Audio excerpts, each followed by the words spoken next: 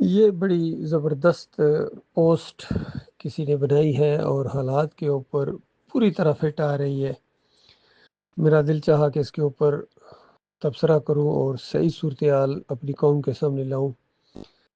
Post پر لکھا ہوا ہے، دو اس میں یہ کردار بھی ہیں، ایک شاید افغانستان کے وزیر خارجہ ہیں اور دوسرے انڈیا کے۔ لکھا ہوا ہے، جن لوگوں کو ہم یہ سمجھتے تھے کہ یہ امام مہدی کے لشکر کی نصرت کے لیے خراسان سے نکلیں گے، وہ تو امام مودی کے لشکر کی نصرت کر رہے ہیں۔ یہ کان پک گئے تھے، امام مہدی سن سن کے سارے لگے ہوئے تھے۔ ڈاکٹر صاحب تو جوش کے اندر امام مہدی اور اس کے لشکروں کا ذکر کرتے تھے۔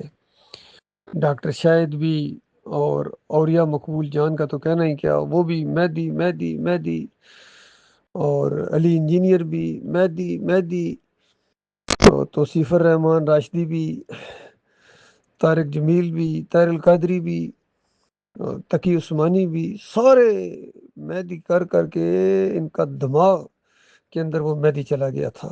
صرف ایک عالم دین بار بار کہہ رہے تھے کہ یہ بالکل فراڈ ہے، مہدی بالکل کسی صحیح حدیث میں اس کا ذکر نہیں ہے، بلکہ جب عیسیٰ علیہ السلام کا نزول ہوگا تو اس وقت مسلمان تقریباً آدھی دنیا فتح کر چکے ہوں گے، اور ان کے امیر کا ذکر ہے۔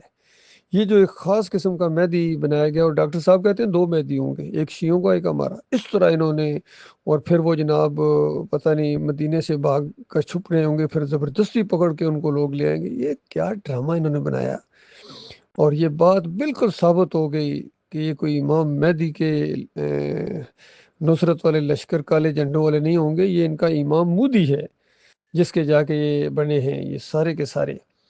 اور انہوں نے جو کردار ادا کیا ہے، بڑے افسوس کی بات ہے۔ حالانکہ وہاں جا کے یہ سوال پوچھ رہے ہیں، انڈیا میں جا کے تقریر کر کے، کہ افغانستان پر حملہ کرنے سے پہلے انگریزوں سے پوچھو اور سوویت یونین سے پوچھو۔ تو نیچے کسی نے وہ چھوٹا سا بیان لگا دیا کہ انگریزوں سے جب پوچھا گیا کہ امریکی اتنی بڑی طاقت ہونے کے باوجود کیا نام ہے افغانستان کو کنٹرول کیوں نہیں کر سکیں، تو اس سینیٹر نے کہا کہ ایک لفظ کا جواب دوں، اس نے کہا پاکستان، یعنی صرف پاکستان کی وجہ سے ہم وہاں جو ہے اس پر کنٹرول نہیں کر سکے ہیں۔ اور پوری دنیا جانتی ہے کہ سوویت یونین کو بھی بھگانے کے اندر اور ان کو توڑنے کے اندر پاکستان کا بہت بڑا کردار تھا۔ تو یہ سارے حقائق ہیں، زمینی حقائق ہیں۔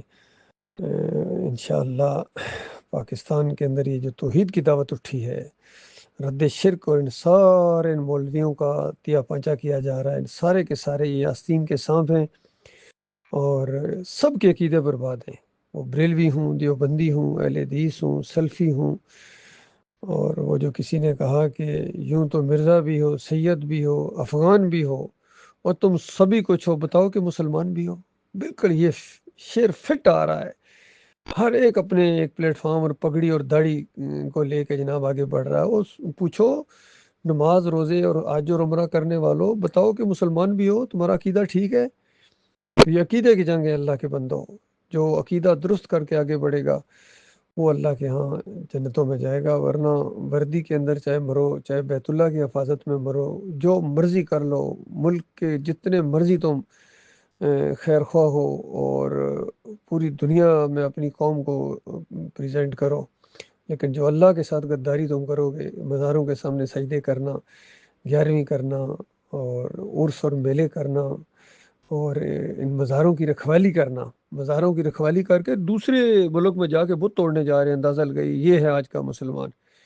لہذا میری قوم کے لوگوں، پہلے ایمان خالص کی طرف پلٹو، اور توحید کی دعوت جو اس ملک کے اندر ڈاکٹر مسعود الدین عثمانی رحمۃ اللہ علیہ کی اٹھی ہے، اور یہ آرمی افسر تھے، یاد رکھیے، گویا آرمی ہی نے اس مسئلے کو حل کیا ہے، جتنے بھی ان کے مسئلے ہو جاتے ہیں۔ تو لہٰذا آرمی کو آگے بڑھ کے اس ایمان عقیدے کی باتوں کو سمجھنا چاہیے، اور اس مسئلے کو اپنا مسئلہ بنائیں۔ ڈاکٹر صاحب کا لٹریچر موجود ہے، اور تقریریں موجود ہیں، ان کے مخلص شاگرد موجود ہیں جو اصلی ایمان اور عقیدے کی بات کو ابھی تک سنبھالے ہوئے ہیں۔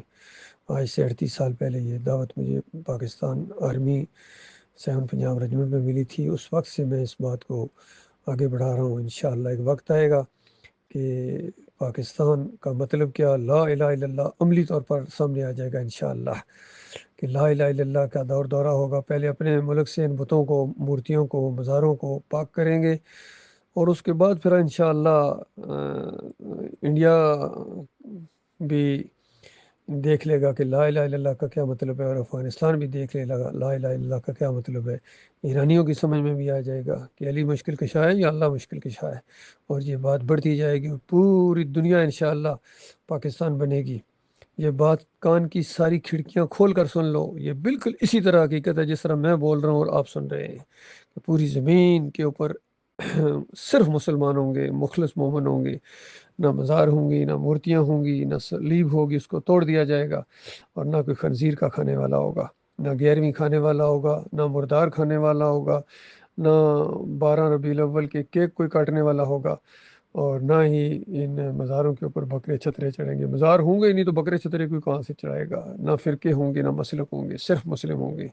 اللہ تعالیٰ وہ دن لائے، مالک وہ دن دیکھنے کی توفیق عطا فرمائے، جس کو دیکھنے کے لیے زمین ترس گئی ہے اور آسمان بالکل اس کی راہ تک دیکھ رہا ہے۔